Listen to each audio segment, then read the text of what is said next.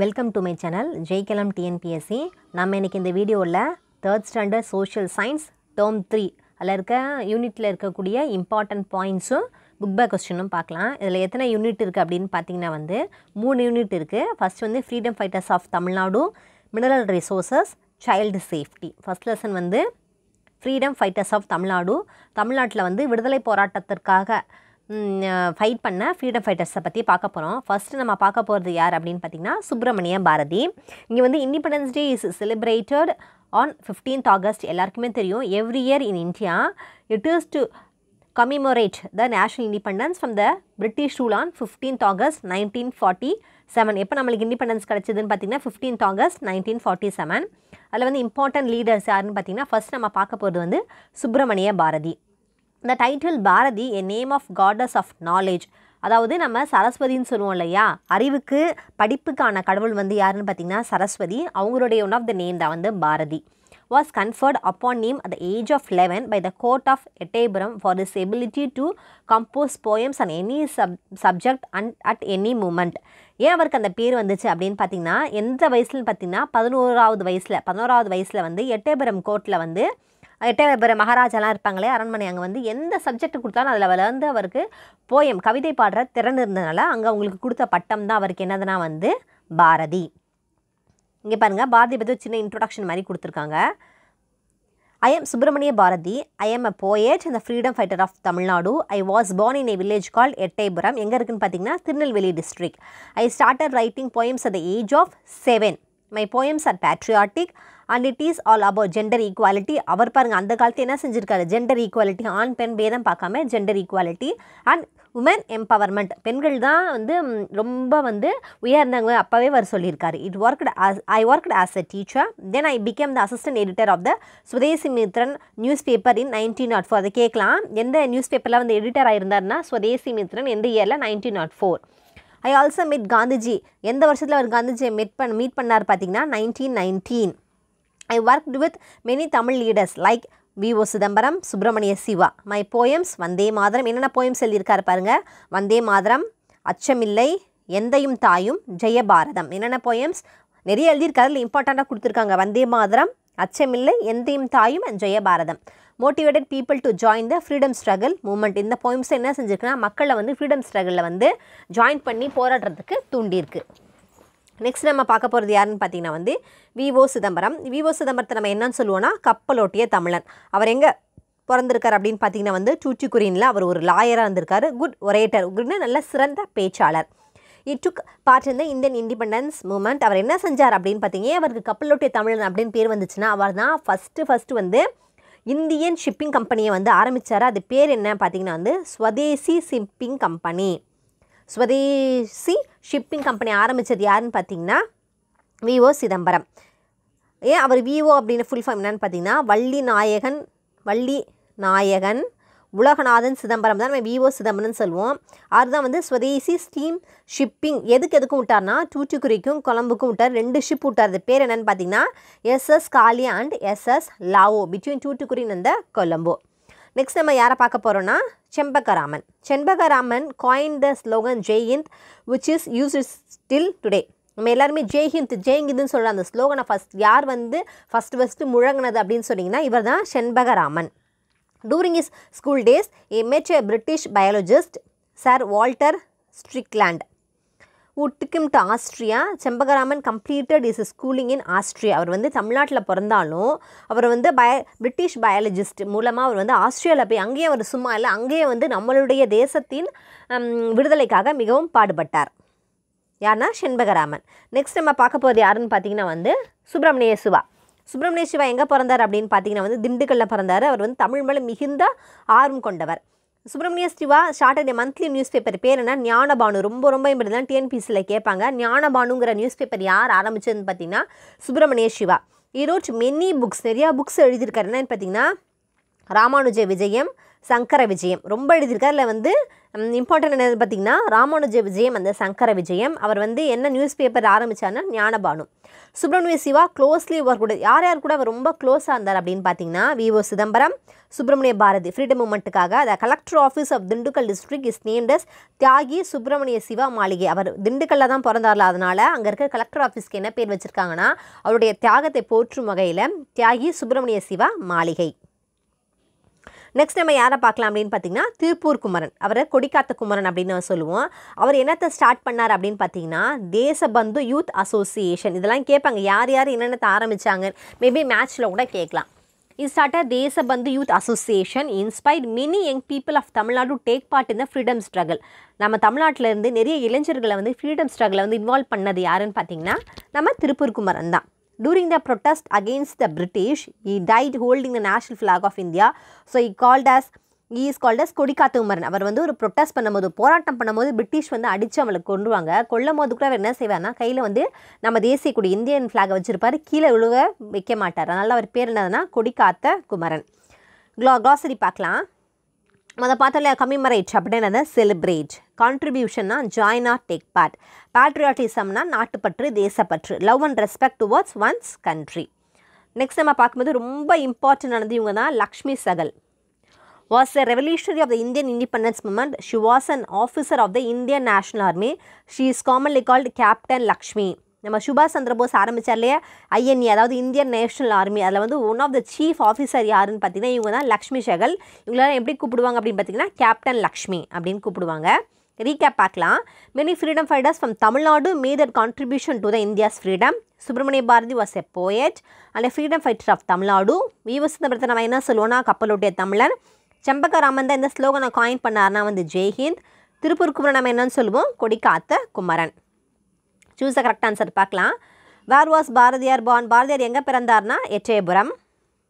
Dash was not composed by Bharathiyar. கத்தியின்றி வந்து அவர் வந்து கம்போஸ் பண்ணல. அச்சமில்லை வந்தே மாதரம்லாம் பாரதியார் தான். டேஷ் இஸ் நோன் அஸ் கப்பலோட்டி தமிழன் V O C. Who coined the slogan Jai Hind Chempakaraman. Who start a monthly news paper ஞானபானு யார் சுப்பிரமணிய சிவா. நெக்ஸ்ட் வந்து match the following. Deshabandhu youth association யார் திருப்பூர் குமரன்.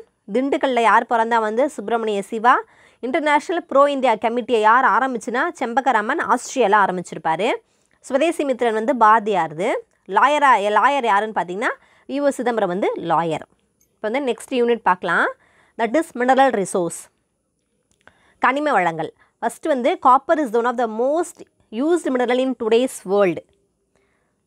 இந்த உலகத்திலே வந்து ரொம்ப அதிகமாக பயன்படுத்தக்கூடிய மினரல் எதுன்னு பார்த்தீங்கன்னா காப்பர்.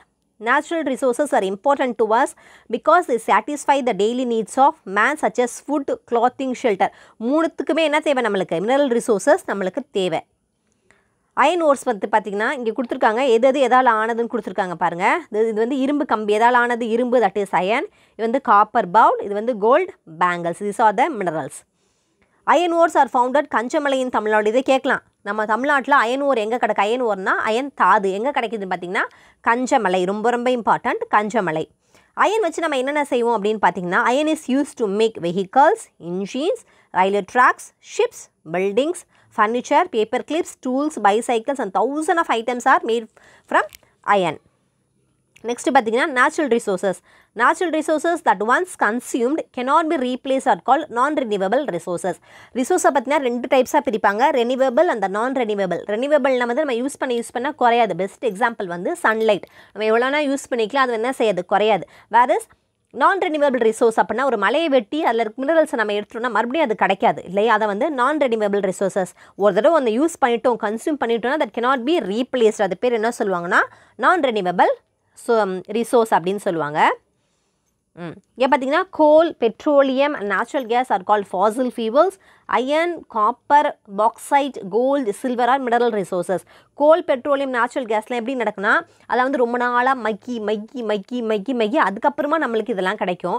வேறஸ் அயன், காப்பர், பாக்சைட்லாம் வந்து மினரல்ஸ். அதாவது மலையில் வந்து அந்த கெமிக்கல் வந்து அதிகமாக இருக்கும், அதை எக்ஸ்ட்ராக்ட் பண்ணி நம்மளுக்கு தருவாங்க.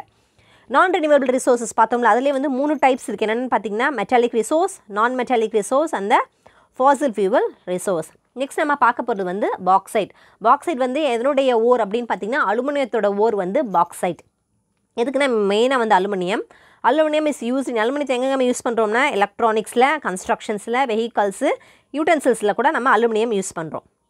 பாக்சைட் எங்கே இருக்குது அப்படின்னு பார்த்தீங்கன்னா நம்ம தமிழ்நாட்டில் வந்து Shevaroy hills of Salem district. Salem டிஸ்ட்ரிக்டில் எந்தெந்த மினரல் எந்தெந்த இடத்துல அதிகமாக இருக்குன்னு நம்ம தெரிஞ்சு வச்சுக்கணும். பாக்சைட் வந்து எங்கே இருக்குது அப்படின்னு பார்த்தீங்கன்னா தமிழ்நாட்டில் சேலம் டிஸ்ட்ரிக்டில் Shevaroy hills. Bauxite is use in bauxite வந்து வேறு எங்கே நம்ம யூஸ் பண்ணுறோம் அப்படின்னு பார்த்தீங்கன்னா ஏர்க்ராஃப்ட் இண்டஸ்ட்ரி, எலக்ட்ரிக்கல் இண்டஸ்ட்ரி, எதுக்குன்னா மிஷின்ஸ் மேக் பண்ணுறது கூட நம்மளுக்கு அலுமினியம் யூஸ் பண்ணுறோம். Next zinc. ஜிங்க் என்ன சொல்லுவோன்னா எசென்ஷியல் அண்ட் ட்ரேஸ் எலிமெண்ட் கொஞ்சமாக இருந்தால் போதும். Because very small amount of zinc is necessary for human health. நம்ம உடம்புக்கு என்ன தேவை? Very little amount of zinc தேவை. Our body does not stores excess zinc. It can be consumed regularly as a part of diet. நம்ம உடம்புக்கு வந்து zinc தேவைப்படும், கொஞ்சமாக தேவைப்படும். ஆனால் அதை வந்து உடம்பு வந்து ஸ்டோர் பண்ணி வச்சுக்காது. எப்பப்போ தேவையோ நம்ம ரெகுலர் டயட்டில் எடுத்துக்கணும். ஜிங்க் வந்து எதில் அதிகமாக இருக்கும் அப்படின்னு பார்த்தீங்கன்னா red meat, white meat and the sea food. Zinc oxide is widely used in the manufacture of many products such as paints, rubbers, cosmetics, medicines, inks, batteries, textiles, electrical equipments. இங்கெல்லாம் என்னமா use பண்ணுறோமா? Zinc oxide use பண்ணுறோம். அப்புறம் 95% of potash is used for making fertilizer. பொட்டாஷ்ங்கிறது one of the mineral. இது எங்கே நம்ம use பண்ணுவோம் அப்படின்னு பார்த்தீங்கன்னா வந்து ஃபர்டிலைசர்னா பொட்டாஷ்னா potassium. If the soil does not have enough potassium, சாயிலில் வந்து டெஸ்ட் பண்ணுவாங்க. என்பிகே படிச்சிருப்போம் இல்லையா, நைட்ரஜன், பொட்டாசியம் அந்த பாஸ்பரஸ். இல்லை ஏதாவது அதில் கம்மியாக இருந்துச்சு அப்படின்னா வந்து அது தகுந்த மாதிரி நம்ம உரம் கொடுப்போம். If the soil does not of potassium, அதில் வந்து பொட்டாசியம் இல்லை அப்படின்னா பொட்டாஷ் ஃபெர்டிலைசர் வந்து அதில் போட்டு improve the quality of the soil. The remaining 5% of the potash is used in commercial industrial products such as soap. மொத்தம் 100%ல 95% வந்து பொட்டாஷ் வந்து ஃபர்டிலைசராக யூஸ் ஆகுது. பேலன்ஸ் 5% தான் எதுக்கு யூஸ் ஆகுது? இண்டஸ்ட்ரியல் ப்ராடக்ட்டுக்கு, எதுக்கு நான் வந்து சோப் தயாரிக்கிறதுக்கு யூஸ் ஆகுது. நெக்ஸ்ட் நம்ம க்ளாசரி பார்க்கலாம். கண்டக்டர் அப்படின்னா substance that quickly conducts electricity and heat. ப்ரீஷியஸ்னா வேல்யூபிள், மேனுஃபேக்சர்னா மேக். பாக்சைட் நம்ம அங்கே பார்த்தோம் இல்லையா, பாக்சைட் வந்து இன்னொன்றுக்கும் யூஸ் ஆகுது. Is use to make paper, purify water, the refine petroleum. It is also use to manufacture rubber and cosmetics. Use of பாக்சைட்டில் இதெல்லாம் கேட்கலாம். நெக்ஸ்ட் ரீகேப் பார்க்கலாம். Minerals are very useful and found naturally on the earth. Copper is used in all electrical appliances. Iron ore is mainly used to produce iron. Gold is considered as one of the most precious metal. Precious metalனா கம்மியாக எப்போ கிடைக்குமோ, எந்த பொருள் கம்மியாக கிடைக்குதோ அதை நம்ம சொல்லுவோம் precious metalனு சொல்லுவோம். Bauxite is used to make aluminium. Zinc is called the essential trace element. Potash is used for making fertilizer. Next choose பார்க்கலாம். The metal inside the wire. Wireக்குள்ளே இருக்கிறது என்ன தெரியும்? எல்லாருக்கும் தெரியும். Copper. Dash is used for making jewels. Gold. Which mineral is used as fertilizer? Potash. Zinc is found in red meat, white meat, fish பார்த்தோம். Which mineral is used in aircraft making industry? That is bauxite. Match the following பாருங்க. பார்த்தோம் bauxiteனா வந்து என்னது? Aluminium. Iron ore வந்து railway tracks. Zinc oxide வந்து rubber products. Metal wires வந்து copper. Potash வந்து soap. 5% of the potash is used for making soap னு பார்த்தோம்ல அதான். Next unit வந்து child safety. குழந்தைகளுடைய சேஃப்டியை பற்றி படிக்கிறதா வந்து இந்த யூனிட் வந்து ரொம்ப ரொம்ப இம்பார்ட்டன்ட். குழந்தைகளுக்கு நம்ம கண்டிப்பாக சொல்லிக் கொடுக்குறது. Child line number is helpline number for children under the age of 18. Child line number ஒன்று இருக்குது 1098. இந்த நம்பருக்கு கால் பண்ணி குழந்தைங்க தன்னுடைய பிரச்சனையை சொன்னாங்கன்னா உடனே அவங்க சால்வ் பண்ணுவாங்க. அதுக்கான ஸ்டெப்ஸ் அவங்க கண்டிப்பாக எடுப்பாங்க. எத்தனை வயசு குழந்தைக்கு பார்த்திங்கன்னா below 18, under the age of 18. Child line number பார்த்தீங்கன்னா 1098. One can call on this number and ask for help or inform if their children who need help. குழந்தைங்களுக்கு தேவை நம்ம ஃபோன் பண்ணி சொல்லிட்டோம். அதுக்கான ஸ்டெப்ஸ் எடுத்து கண்டிப்பாக அவங்க என்ன செய்வாங்க? ப்ராப்ளமை சால்வ் பண்ணி தருவாங்க. The child line service was first established as a project in the year 1996. 1996ல தான் வந்து இந்த மாதிரி ஒரு ப்ராஜெக்ட் நம்ம எஸ்டாப்ளிஷ் பண்ணோம். குழந்தைங்களுக்கு எதிராக வந்து பயங்கரமாக வந்து சில சதி செயல்லாம் நடக்குது அப்படின்னு சொல்லிட்டு அவங்க முடிவு பண்ணி ஒரு லா வந்து போடுறாங்க. Later between 1998-99 child line was established all across India under the Ministry of Women and Child Development. இந்த மினிஸ்ட்ரிக்கு கீழே ஒரு நம்பரை கொண்டு வந்து குழந்தைங்களுக்கு எதிராக நடக்கக்கூடிய எல்லா செயலையும் வந்து நம்ம தடுத்து குழந்தைங்களை பாதுகாக்கணுங்கிறதுக்காக எந்த மினிஸ்ட்ரிக்கு அண்டரில் கொண்டு வந்தாங்க பார்த்தீங்கன்னா ministry of women and child development. 96ல் பேசி 98-99ல் கொண்டு வந்துட்டாங்க. Integrated child service development service ICDSனு சொல்லுவாங்க. It is a centrally sponsored scheme of Government of India for early childhood care and development. குழந்தை இளம் பருவத்தில் வந்து அவங்கள பாதுகாக்கிறதுக்காக கொண்டு வந்தது தான் இந்த programme integrated child development service ICDS அப்படின்னு சொல்லுவாங்க. National Child Labour Protection have been set up to rehabilitate child labour. The children identified by the NCLP are to be withdrawn from the dangerous occupation and put into the special schools. கொத்தடிமைகளாம் குழந்தைங்களாம் சில இதில் வேலை பார்ப்பாங்களே அவங்கள வந்து காப்பாற்றுறதுக்காக கொண்டு வந்த project தான் என்னென்னு பார்த்தீங்கன்னா national labour child labour project. இவங்ககிட்ட இன்ஃபார்ம் பண்ணிட்டோன்னா இவங்க போய் குழந்தைகளை கூட்டிகிட்டு வந்து இவங்களுக்கும் ஸ்கூலில் சேர்த்து இவங்களை நல்லபடியாக படிக்க வைப்பாங்க. இது வந்து ஒரு central programme. Next child line வந்து ஹெல்ப்ஸ் சில்ட்ரன். யார் யாருக்கு வந்து சைல்ட் லைன் வந்து ஹெல்ப் பண்ணுன்னா ஒர்க் ஆஸ் எ லேபர் கொத்தடிமைகளை வேலை பார்க்குறவங்களுக்கு, பெற்றோர்களாக கைவிடப்பட்ட குழந்தைங்களுக்கு, டிஃப்ரெண்ட்லி ஏபிள்டு, அப்புறம் லிவ் இன் ஸ்ட்ரீட்ஸு, எந்த பிரச்சனைனாலும் இவங்க என்ன செய்யலாம் கால் பண்ணி அவங்க கஷ்டத்தை சொல்லலாம். Indian penal code 1860 punishes who involved in child trafficking. There is also the Prohibition of Child Marriage Act that prevents child marriage. குழந்தை திருமணத்தை தடுக்கவும் குழந்தைங்களுக்கு எதிராக வந்து எந்த அநீதி நடக்காமல் இருக்கிறதுக்காக கொண்டு வந்த சட்டம் என்னன்னு பார்த்தீங்கன்னா இந்தியன் பீனல் கோட் 1860. இந்த IPC செக்ஷன் சொல்லுவாங்க 1860ல் இந்த மாதிரி குழந்தைங்களுக்கு எதிராக யார் தவறு செய்கிறாங்களோ அவங்கள பனிஷ் பண்ண முடியும். The Ministry of Women and Child Development has placed the draft National Policy on Child Protection. It aims at providing a safe environment for all children. Women and Child Development என்ன செஞ்சுருக்காங்கன்னா ஒரு policy கொண்டு வந்திருக்காங்க, national policy on child production. எதுக்குன்னா வந்து குழந்தைங்கள வந்து நல்ல என்விரான்மெண்ட்டில் வளர வைக்கிறதுக்காக. கிளாசரி பார்க்கலாம். லேபர்னா ஹெவி ஃபிசிக்கல் ஒர்க், ப்ராகிபிஷன்னா ரெஃப்யூசல் டு அப்ரூவ், ரெஸ்கியூனா சேஃப் ஃப்ரம் டேஞ்சர். ரீகேப் பார்க்கலாம். Child line helps children who are need of care and protection. யார் யாருக்கு கேரும் ப்ரொடக்ஷன் தேவையோ அவங்க என்ன செய்யலாம் சைல்ட் லைன் நம்பருக்கு ஃபோன் பண்ணலாம். இது ஒவ்வொரு பேரண்ட்டும் எல்லா குழந்தைங்களுக்கும் சொல்லிக் கொடுக்க வேண்டிய number 1098.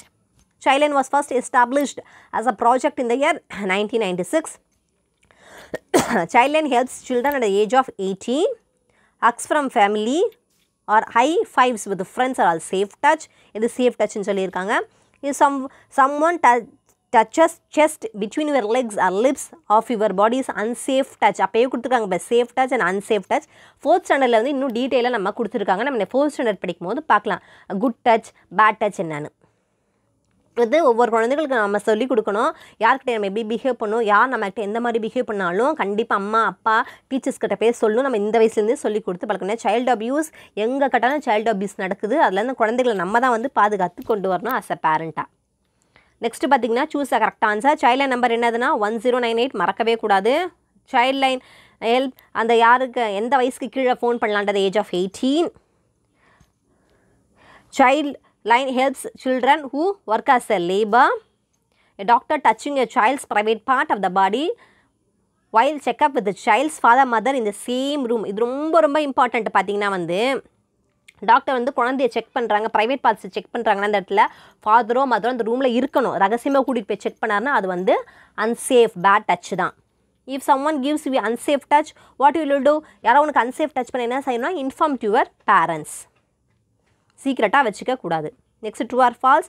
Child labour is not an offence. அஃபென்ஸ்னால் குற்றம். ஆமாம் குற்றம் தான். If someone is asking to touch the private parts of their body it is unsafe. யாராவது அவங்களை ப்ரைவேட் பார்ட்ஸை தொட சொன்னாங்க குழந்தைங்களா அது என்னது unsafe touch. If someone gives an unsafe touch we must tell our parents or teacher yes true சொல்லணும் போய். Indian penal code 1820 punishes people involved in child trafficking. குழந்தைங்களை இது பண்ணாங்கன்னா அது என்ன செக்ஷன் நம்ம பார்த்தோம் இல்லையா, என்ன செக்ஷன் அது 1960 மறக்கக்கூடாது. 1920 கிடையாது 1820. நம்ம 18 ஞாபகம் இருக்கும், 20 60 நம்ம மறந்துடுவோம். அது 60 20 கிடையாது 1860. Child line helps children who work as a labour. Child line என்ன செய்யும் அப்படின்னா வந்து குழந்தைங்க வந்து கொத்தடிமையில் இருந்தாங்களா அவங்கள பாதுகாத்து கூட்டிகிட்டு வந்துடுவாங்க. That's all friends. இந்த லெசன் முடிஞ்சிருச்சு. இந்த வீடியோ உங்களுக்கு பிடிச்சிருந்தா லைக் பண்ணுங்கள், ஷேர் பண்ணுங்கள், சப்ஸ்கிரைப் பண்ணுங்கள். நம்ம நெக்ஸ்ட் வீடியோவில் சந்திக்கலாம். Thank you friends.